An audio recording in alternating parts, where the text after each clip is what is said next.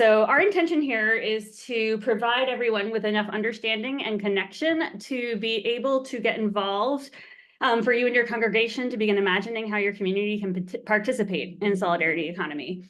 ECN is also planning to build out a solidarity economy working group, and this is just the start. So if you want to be more involved with ECN solidarity economy work, or take on a leadership role, there's a lot of opportunity to do that.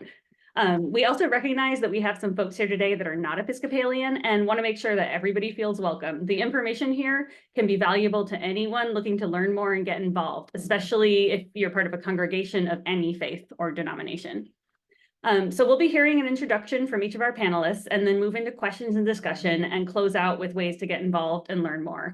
Any questions that come up, please write in the chat box. We may not be able to get to every question, but we'll do our best to integrate audience questions into the conversation, and others may be answered through a direct response in the chat box. I also want to start by introducing my team from ECM that's put together this event. So we have Director of Organizing, Edwin Johnson. If you want to say a quick hello.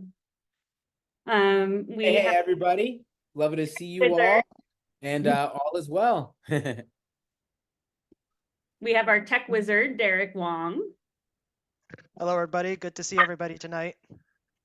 And then I'm particularly excited to introduce Phoebe Chatfield, who is one of our member leaders on our leadership circle, who was part of coming up with this idea and making it a reality.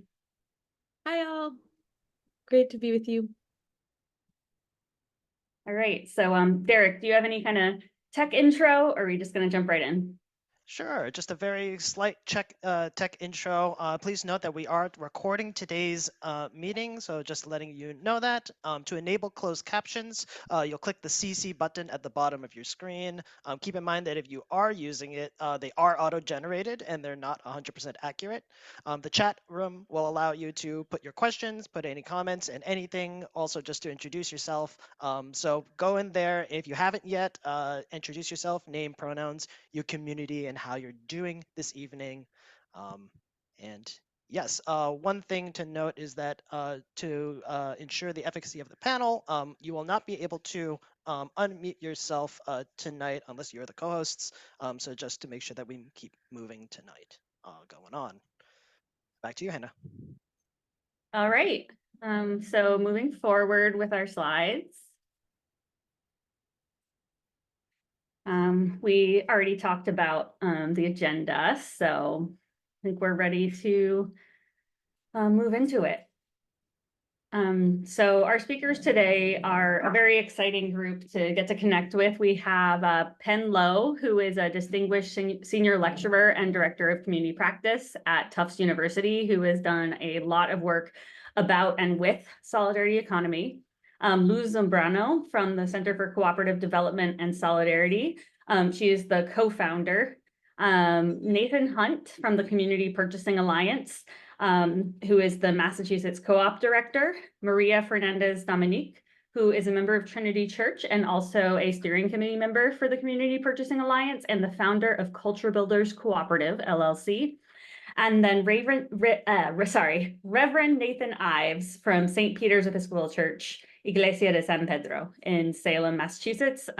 They are active participants in the Community Purchasing Alliance. So thank you so much for being here. And let's have a moment for you to each kind of introduce what you're bringing, what organization you're with. We can start with you, Pen. Sure. Hi, everyone. My name is Pen Lo. You already introduced where I'm working, but I'm also on the board of the Center for Economic Democracy.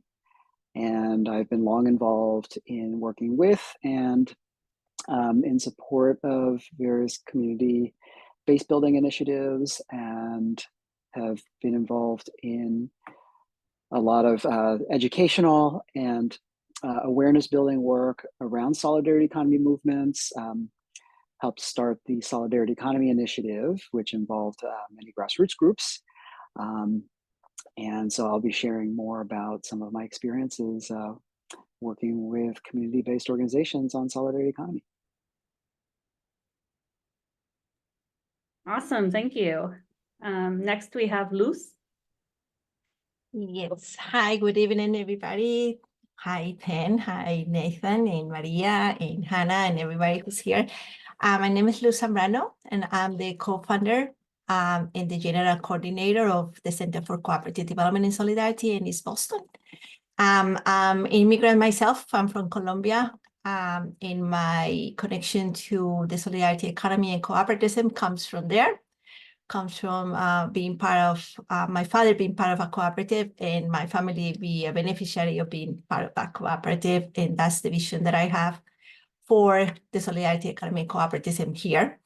I had been a community organizer and a labor organizer myself for a long time. I have lived in the United States for 33 years. I have lived here longer than in my country. And I am very proud to be a resident of East Boston, where CCDS is located and where we started this project. And I will talk a little bit more about that in a minute. But yeah, CCDS is a nonprofit organization, community-based, and it was funded as an alternative for the immigrant community to stay in a neighborhood that is very gentrified right now. So thank you. Thank you, Luz. We now have Nathan, who is from the CPA. Hi, everyone. Buenas noches. As Hannah said, my name is Nathan Davis Hunt. I'm the director of the Community Purchasing Alliance of Massachusetts. I'm also an immigrant to Boston from the foreign land of Texas.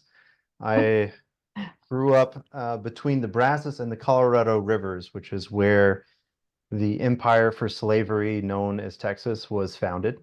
And along my journey, I had the gift of relationships and being loved out of one way of seeing the world into another through folks who are at the margins of this racial capitalist economy that we live in. And it was through that journey that I began to seek what would love of neighbor look like if it was an economy.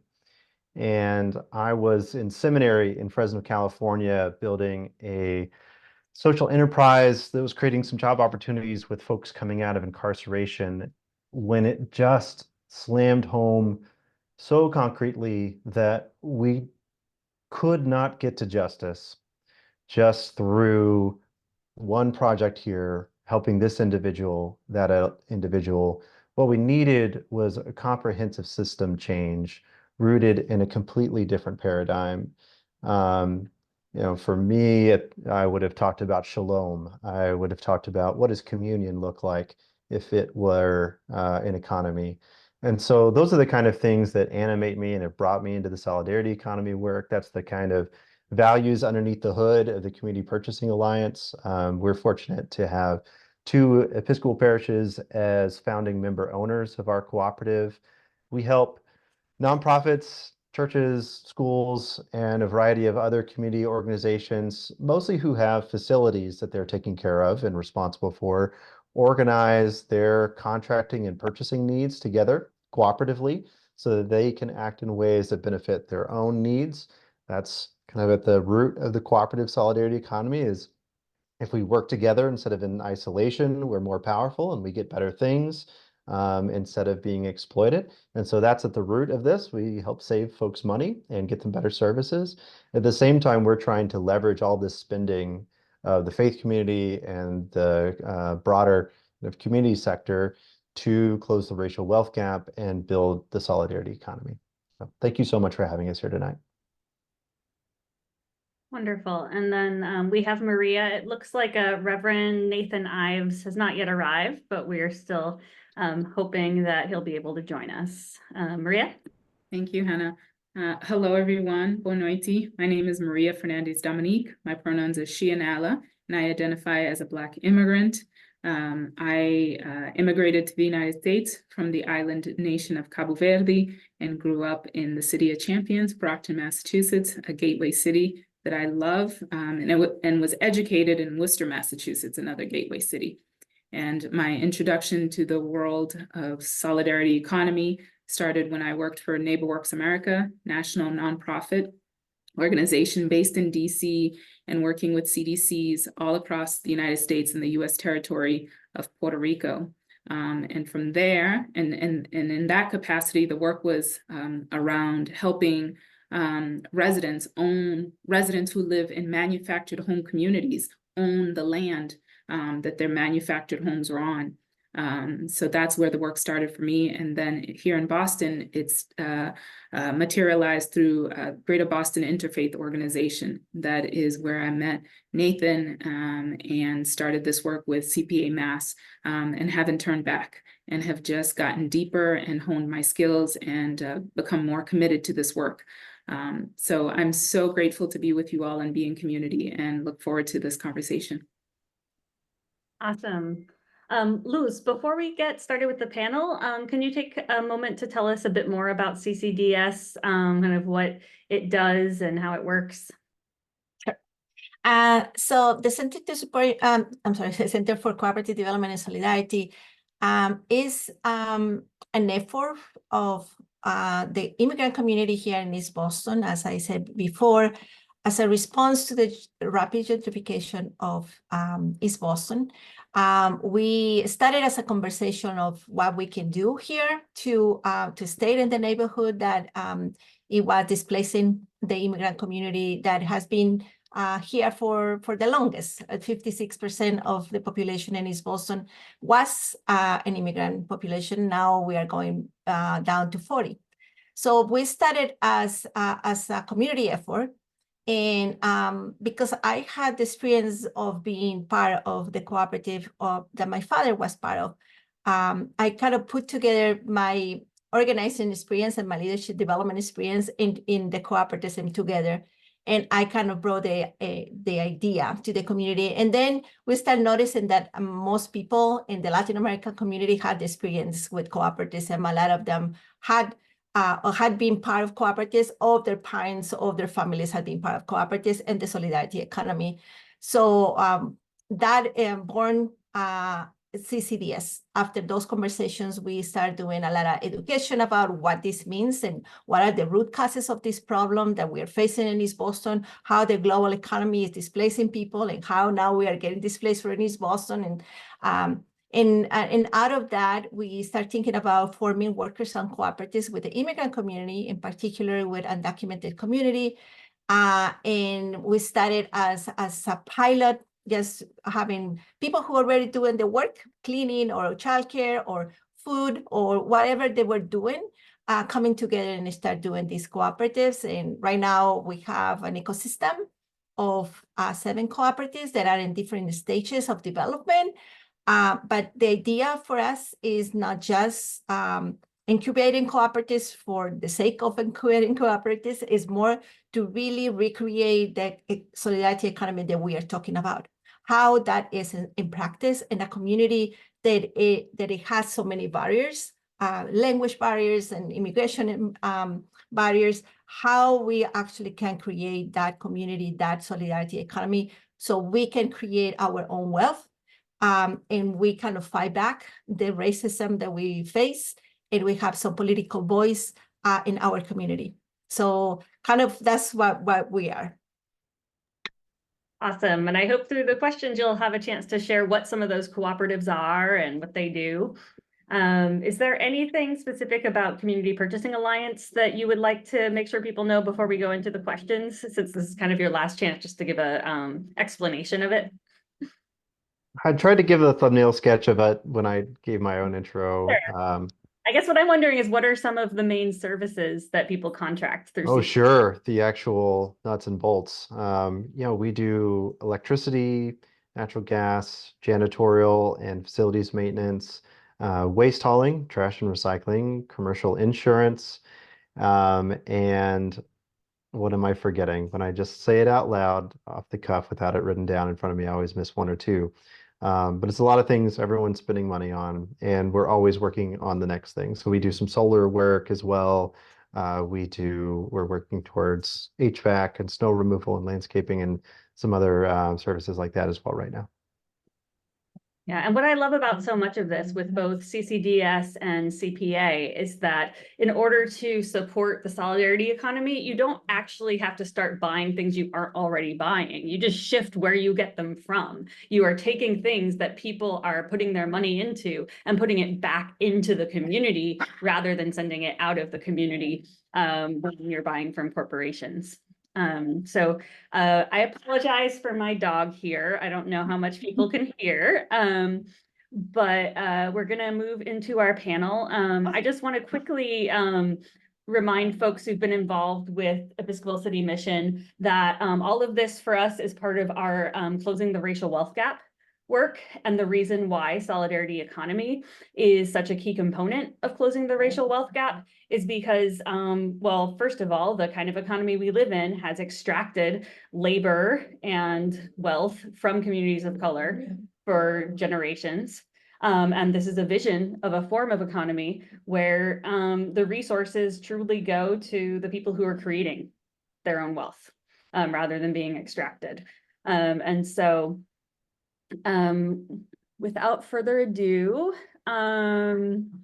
we want to start by asking, how do you define and vision solidarity economy? What makes solidarity economy so different from our regular economy? We'll start with you, Penn. All right, we're asking an easy question here, right? Not so much. I appreciate this question, and I'll give a very, I guess, beginning answer to it. And I know that the others folks here have a lot more to say as well. But I want to say that probably 10 years ago, most of us had not heard of the term solidarity economy. I know I probably didn't until, 12 years ago. And I've come to understand it in a lot of different ways. So I just want to say that there are a lot of different ways that people understand solidarity economy. And some people use it to talk about just some of the practices that have always been with humans to survive together, as long as we've been around, about cooperating, about working together, about caring for each other. People also use the term to talk about solidarity economy as an alternative economy that could either exist side by side with the current economy or with capitalism, or as something that might displace it somehow. And again, lots of different ideas about how that might happen. I actually prefer to look at solidarity economy as a transformative movement. I think that all the things we're talking about, right? Addressing the racial wealth gap, trying to support ways of being for people to support each other and stay in their neighborhoods, like in East Boston, and supporting immigrant communities who are being displaced or being forced to come to the US in the first place, right? As part of a global system. So solidarity economies, I think, are a way that we can talk about how to create new ways of being that put people and planet over profit, essentially, right? And some people talk about this as a post-capitalist future. And I think that's important to keep in mind, that we're talking about really making a big shift away from the ways that we talk about how the current economy is exploitive, is based on a racial capitalism that is supported by colonialism and the all kinds of exploitation. And so solidarity economy signifies our desires, and it's not, as Hannah, you started by saying, solidarity economy is a vision and a reality.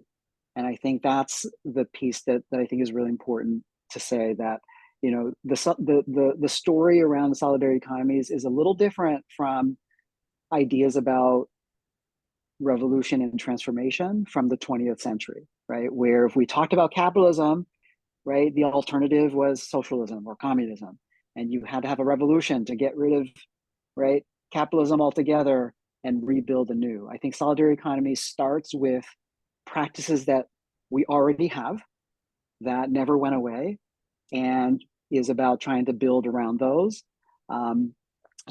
so that we can really have ways of being with each other that are democratic, cooperative, and that strive towards justice and sustainability. So pause there, and we'll have more to say later. Thank you so much, Penn. Is there anyone else who would like to jump in on this question? Yeah, maybe I just can I can go. I think that the vision or the understanding that I have about the solidarity economy, it comes from practice more than anything else, more than theory or stuff like that. And for us, back in Colombia, where I'm from, people with no means, people that were marginalized, or people who were poor, they didn't have any support from the government to do that. And I think maybe like 200 years ago, people start thinking about, like how our indigenous people survive, how people in the past, they did that. And I think people start kind of bringing back that concept of we are self-sufficient. We can grow stuff, we can sell it to people, or we can just exchange products and stuff like that. So in Colombia, like maybe 200 years ago, they started talking about solidarity economy and cooperativism. For example, the cooperative that my father used to work with is more than 100 years old. It's not something that started a few years ago. So when we heard solidarity economy, it's more about practical experiences that aim to respond to serious problems of inequality that the system that we are in, the capitalist system, generates.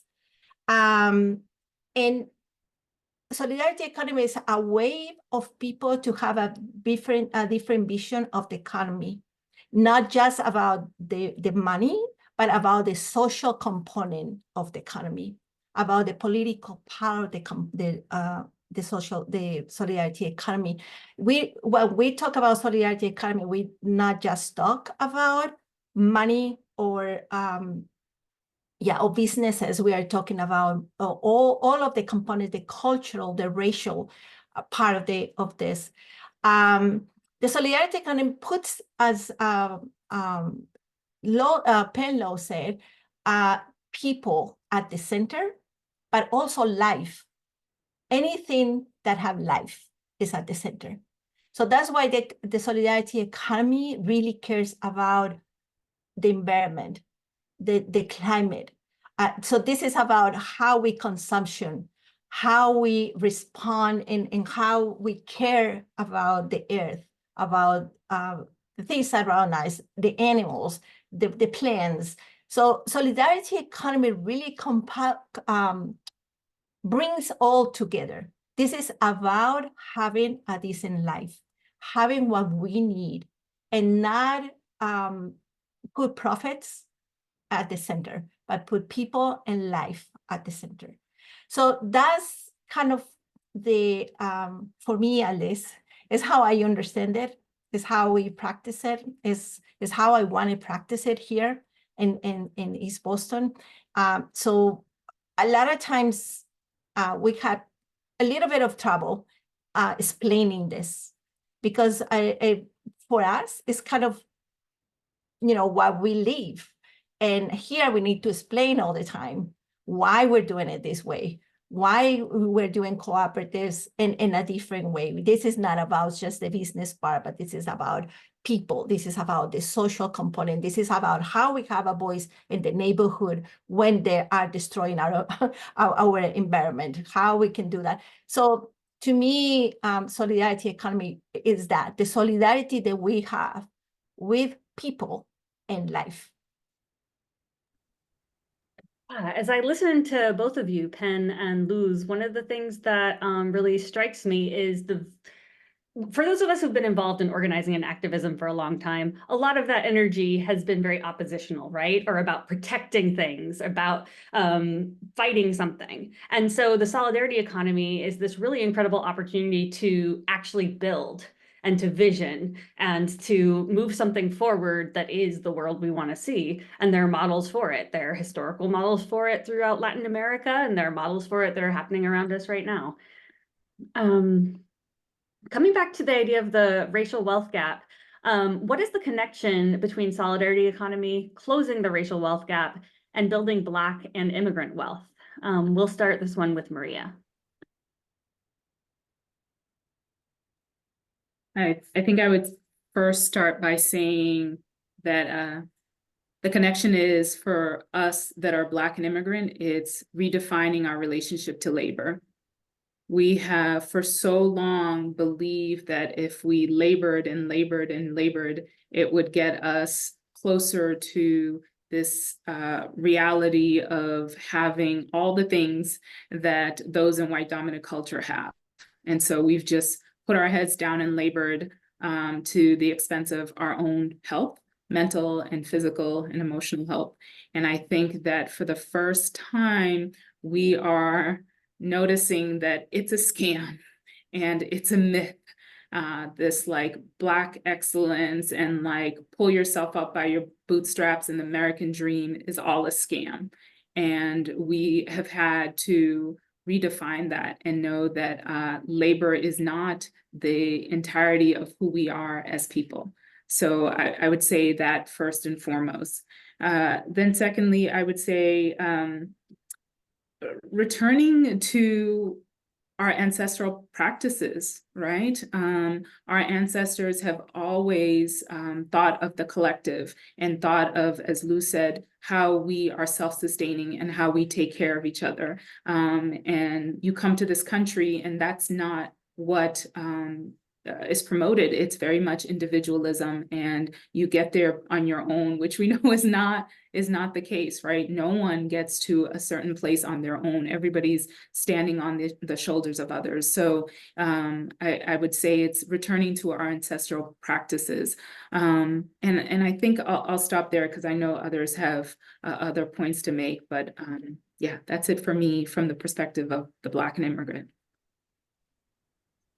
Wonderful. It just requires such different ways of being and doing and perceiving than what this country forces on us. Luz? I will add, thank you, Maria, for saying that. I totally agree with what you said. I think for me, what solidarity economy does, the system, is that it gives the space for people to have control over the labor, over their lives, over their thinking, over their creativity, over everything. What we have here in East Boston is tiny. It's just a very tiny project. But just giving the space for people to come together and say, you know what, the $15 an hour is not enough. We cannot live with $15 an hour. We're working 3 jobs. And we cannot live in East Boston because the rent is $3,000, $4,000. So when we give them the space to say, okay, let's come together and we can put our own minimum wage. We will say that what we need is $30 an hour or whatever it is. Each of, we have a childcare, we have a food co-op and so, and it's different for everyone. But the main thing here is that we have control over how we are going to do our labor, how much we're going to make, how much we're going to save, where we're going to invest, with whom we wanted to work with. Because it's workers-owned cooperatives, it means that we don't have a supervisor or owner that is coming and getting extracting all of what we're doing. Is us doing, workers only means that we're working, but at the same time, we are owners. So we have the decision-making of how we are going to distribute, how much we are going to make, how much we're going to save, how much we're going to invest. So for me, that is closing the wealth gap. And it's not just closing the wealth gap, it's closing the racial gap. It's closing the class. Because, in cooperativism and solidarity economy, if you really believe on that, the class, you know, it is kind of an equal thing because you are both. You are the owner and you are the worker.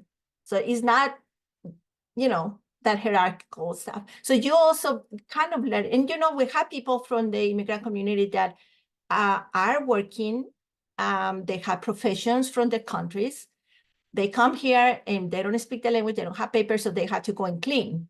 But they have so much to offer to our ecosystem because they know so much. So even that, it is part of the solidarity economy. How people that have the fortune or the privilege to go to a school and learn stuff can help others who maybe don't have that experience. So within the solidarity economy, we are closing not just the wealth gap, but we're closing all those gaps that existed in the capitalist system. And as I said, for us, it's just a very tiny project. It's not like we're changing the whole world, but we're trying. We're trying to model something that hopefully it will grow and people will benefit from it. And the world gets changed through tiny projects. Mm.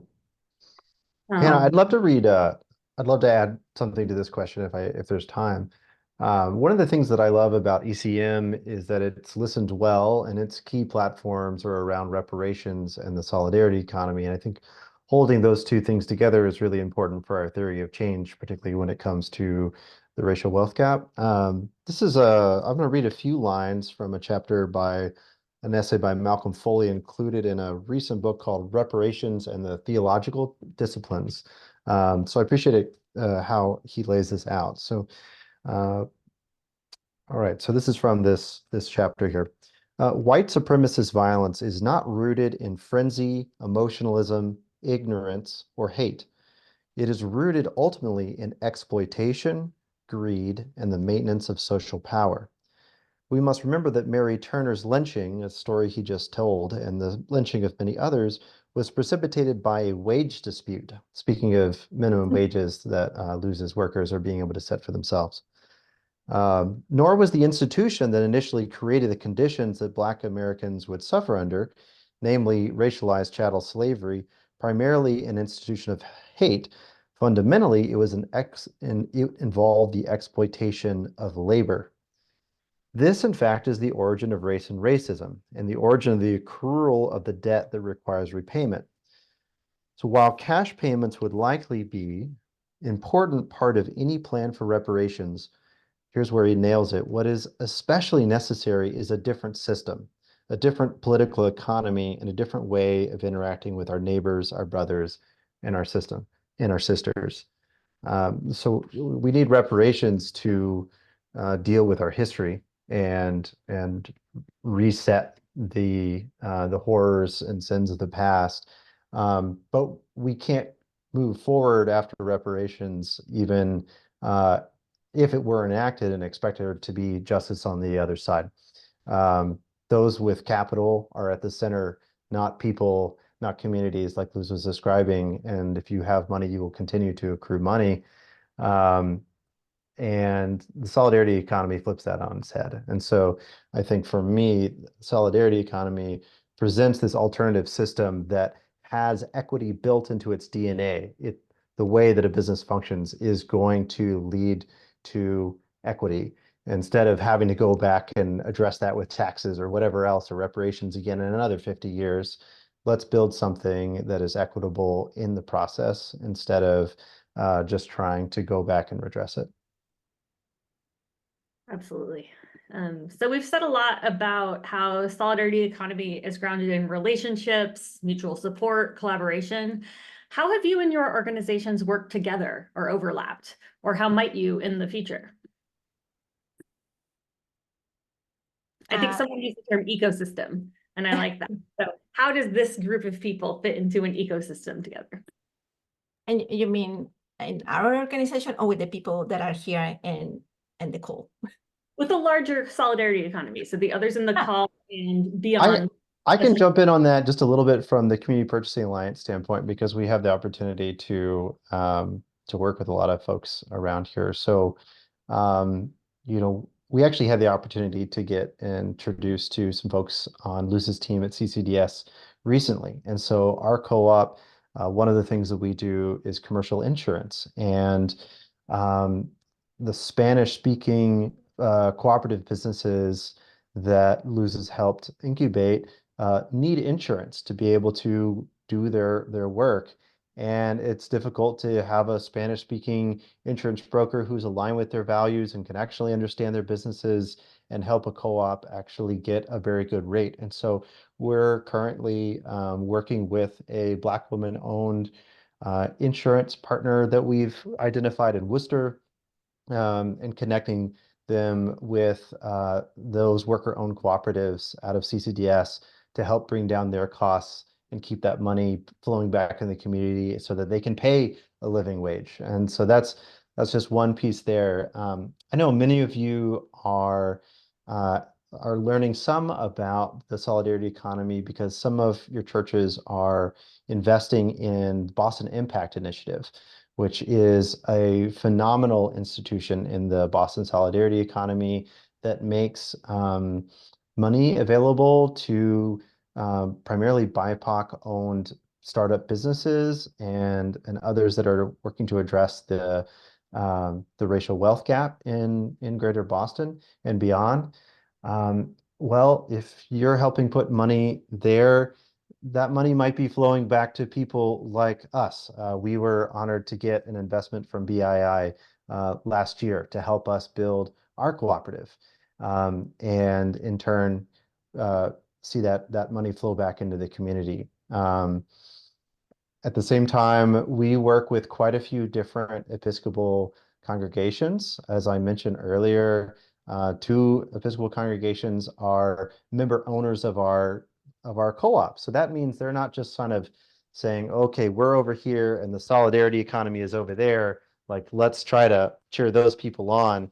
They're actually now inside of the solidarity economy as an owner themselves and contributing to that and purchasing cooperatively. So I think we have at least half a dozen Episcopal parishes who are now doing contracting through our cooperative, in addition to the ones who are members of our co-op. And so that's another way through which congregations are practicing solidarity with their money, putting their money where their mouth is, connecting with others, and building some real community, benefiting from it because, hey, I think we're all going to live a better life if we lived inside the solidarity economy, and that can include even white people like me who don't want to have to work 80 hours a week to pay for my childcare and all those kind of things. And so that's part of solidarity, is you bring your own self-interest to that alongside of deep solidarity with the interests of others. And so we're seeing that happen really robustly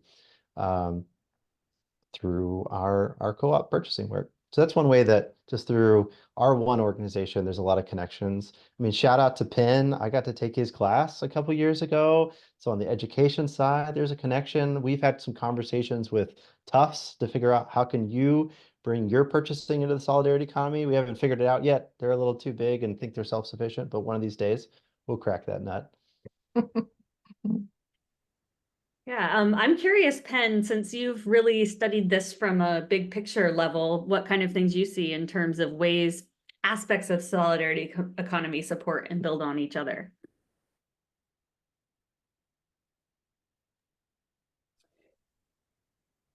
Yeah, my experience has been that, there's a lot of different networks and coalitions and alliances that are formed, particularly around building political power. And I think that's true of a lot of the congregations, right, being part of different formations.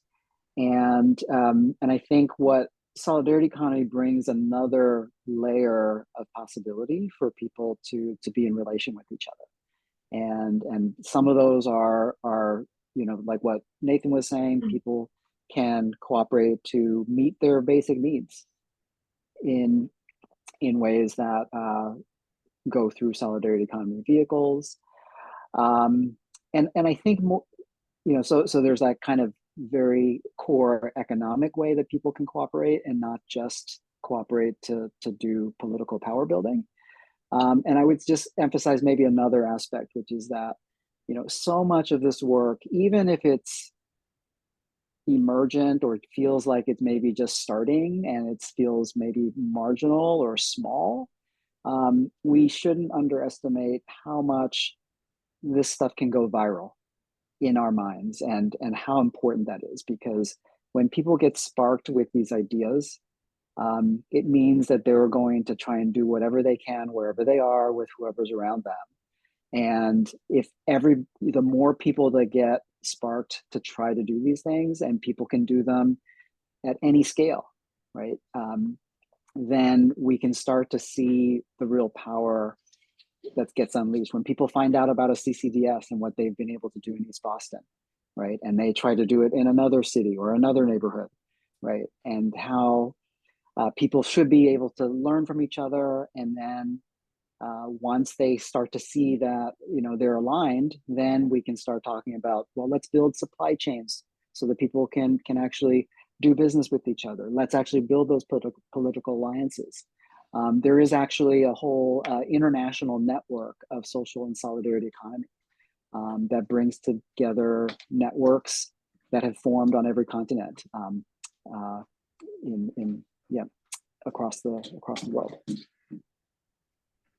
Thanks. It's really exciting to think about this both at the local and the global and how they relate to each other. I want to take a moment to welcome Reverend Nathan Ives. Thank you for joining us and being part of this panel tonight. The next question is very relevant to you, and then also for Maria. For those of you who are part of a faith community, what is the connection between your faith and Solidarity Economy? And then specifically, since you both work with the Community Purchasing Alliance, what does that look like as an Episcopal church to be part of that? I'm going to let Reverend Nathan go first since he hasn't spoken yet. Sure. Good evening, everyone. It's great. It's a joy to be with you. So as an Episcopal church, we're a small church in Salem, a bilingual church, Spanish, English, and just scraping by. We have a lovely growing community, but, the financial world is tough for us. So when CPA came to us, it was a chance to walk the talk and to really be a part of and to embrace and embody this expression of sharing and caring for one another in a practical way. And it was also a pushback against, the pressures of capitalism that said, when your copier breaks, or that doesn't tell you that if you don't speak up when your copier that you've had for 5 years is the lease is gonna expire, it's gonna auto renew, and you're gonna be caught with that old clunker for another 5 years at God only knows what cost. And so we resisted, and it was thankful to have. I'm very deeply thankful for having had the chance to meet Nathan and become involved in CPA. And we've got a copier out there that does the work of people that volunteers used to have to come in and help me do. And so that's just one little glimmer of how it is. But it made a huge difference on our meager bottom line. And that's not the only thing. We're working on other aspects of this. We just did the electrical purchase. And so those are ways that we both commune and share together and walk that road together, but also push back against the societal pressures of, I'll even hear it from my vestry. Well, why are you doing such a earth-shattering thing? And of communing with other organizations and doing this purchasing together. And then they quickly realize what a benefit it is. So thank you. Thank you, Reverend Nathan. Well, I think speaking from the perspective of a church member, I think it's important to say that I'm a recovering Catholic, and it was this journey that brought me to Trinity Church. And when I worshiped in the Black Catholic Church, I always felt conflicted that this religion was put upon me. And what I mean by that is that I was made to worship a white Jesus. I was made to hear sermon in a language that wasn't my own. We'd go to church and hear it in Portuguese. I didn't go to school in Cabo Verde. I don't know how to speak Portuguese. I speak Creole, right? We were taught things about women in the church that just didn't feel right to me, right? So all of those things I struggled with for a long time in terms of my faith. And finally, I find myself part of a church community where I feel like I have agency. And I also feel that my personal and professional work is coming together. I'm part of the Trinity anti-racism team, and I'm sitting along white folks and having real dynamic and honest conversations about race and racism. And I'm going to a church that is owning how it has been complicit in building wealth. Its wealth, the wealth in Boston.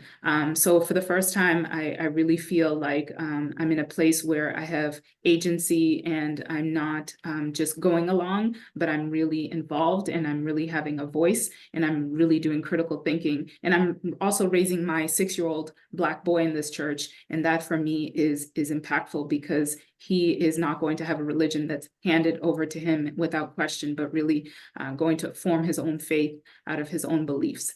So that for me is the connection between my faith and the solidarity economy. I'm wondering if any other panelists want to add about their connection between faith and solidarity economy. Even though those are the two Episcopalians on the panel, I know everyone's coming here with their own beliefs and practices. Well, I'm not an Episcopalian, and I'm not that religious, but I feel that capitalism doesn't have a soul. It doesn't care. The only thing that it cares is about profit. So I think the connection that I make is that solidarity economy and cooperativism have values and principles that are so aligned to the values and principles of any religion. Things that are very simple, but that are so important and so deep, like respect for community, respect for people, for the environment, the solidarity, the mutual aid, all those things, the congregations, religion, those are the things that they have done forever. A lot of mutual aid, helping people and stuff like that. So there is a big connection, I think, with the values of people that are from congregations, from different religions, because solidarity kind of have a soul. It really cares. So I think that's the connection that I will make. And Nathan, thank you for referring to that, because I know Francisco has been talking to you, and we are so excited about the way that you're doing things. I think the more that we are talking to each other, and the more that we are aligned to what, the purpose that we're doing here, the more energized we feel that this is possible, that is real, that we are not making anything up, but there is a real alternative here. And I will say to the people that are here that, the only way we can continue doing this is if you support what we're trying to do. We have 7 cooperatives. They are very tiny, small. People don't have a full-time job yet in the cooperatives. But if we start getting orders, if you are starting hiring the people that are doing the work, the more that we can grow and expand and get stronger. So I think we're doing here the job of creating this and developing a solidarity economy, but we need people that buy into what we're doing, as they're doing it with you, Nathan. That is beautiful, that the churches are, buying from you and stuff like that. We also need that. Here in East Boston, we need people that believes that it is a different way of doing things. Instead of going to Walmart and buy something that it costs $1, maybe the same thing can cost $5 for us, because, we have to make it ourselves. But if you buy it for us, if you are investing in the community here. So I will say that. All right, well, I think that's a perfect transition, Luz, since we only have about 7 minutes left. I want to make sure we really dive into this piece of what our churches and individuals and other congregations can do to engage with your work and the solidarity economy in general. Okay, I jump a little bit ahead. So one thing that I just said is that, but we also we are creating this ecosystem of cooperatives in a very complicated space here in East Boston. As I said at the beginning, most people have been displaced, but we are committed to stay here in the neighborhood and have something that we call the Solidarity Economy Headquarters, that it will be a space where all our cooperatives can actually function, can open the doors. All of the cooperatives, like the childcare, they already went through the whole process of certifications, and they went to school, they have everything they need to open the doors. But they cannot afford $5,000, $6,000 a rent for a little space. So the idea is for us to have a headquarters that's something that have a space for the childcare, for the food co-op, so we can have a commercial kitchen. We need a space for the women that sew, so they can have the machines, they can teach people, not just sell things, but teach the community. So we're inviting you to be part of this if you can come. I think Sarah is here with me. If you can put the link into it. We're going to have a funders briefing on Wednesday, June 26th, from 12 to 1.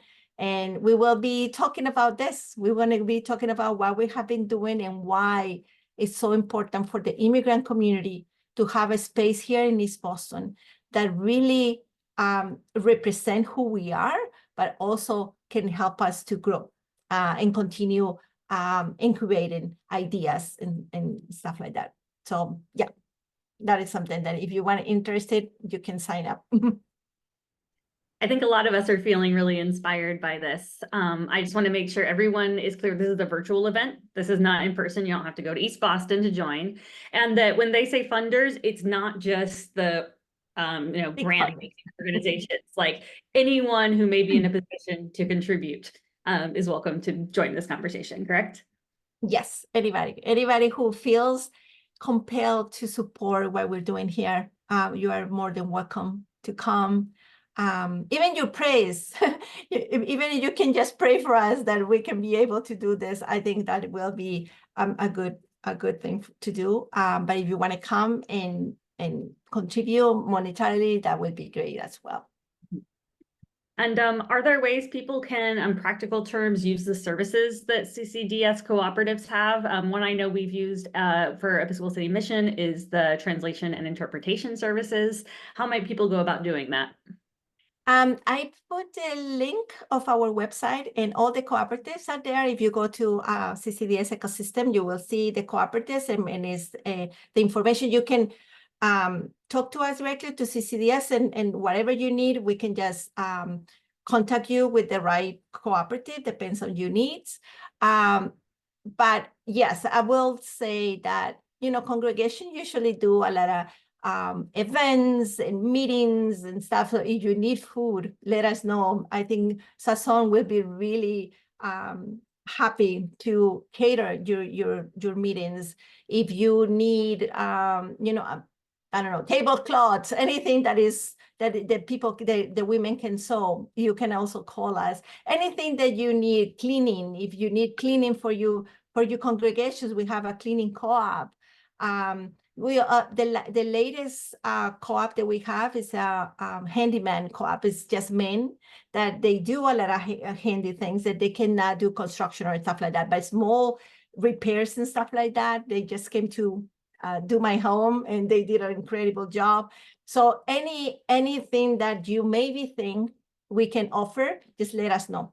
And as I say, the more that we can receive your businesses, the more that we can grow, the more we can make this real. Awesome.